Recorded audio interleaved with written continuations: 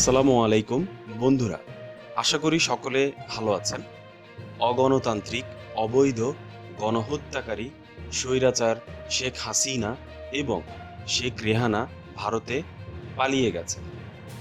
কিভাবে পালাতে বাধ্য হয়েছেন এই বিষয়গুলো নিয়ে কথা বলবো। চলুন প্রথমে গণহত্যাকারী শেখ হাসিনার ভারতে পালিয়ে যাওয়ার ভিডিওটি দেখে আসি।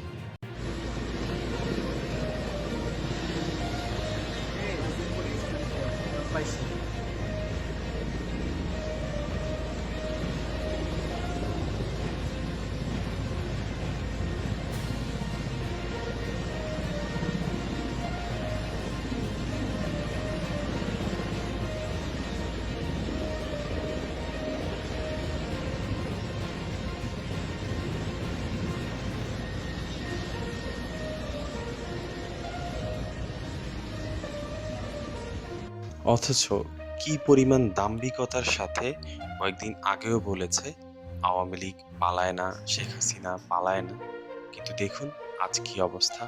শেখ হাসিনা পালিয়ে গেছে, শেখ হাসিনা নাই, শেখ হাসিনা চলে গেছে, শেখ হাসিনা পালায় না। এত কিছুর পরেও ক্ষমতায় জোরপূর্বক থাকতে চেয়েছিলেন শেখ হাসিনা।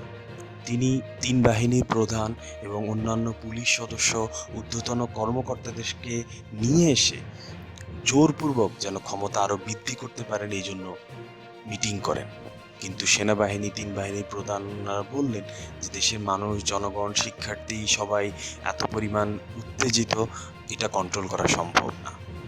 ভাবতে পারেন আরো রক্তপাত চেয়েও ক্ষমতা থাকতে পারে। কি পরিমাণ জঘন্য চিন্তা ভাবনার মানুষ হলে উনি এরকম চিন্তা করতে পারেন যে এত পরিমাণ লাশ, এত পরিমাণ মানুষ হত্যা হয়েছে, মারা গেল, এত ধ্বংস হলো, তারপরে উনি চাচ্ছেন যে হ্যাঁ, আমি যত জোর প্রয়োজন হোক, সব ধরনের জোরপূর্বক ভাবে হলেও আমি ক্ষমতা ধরে রাখবই।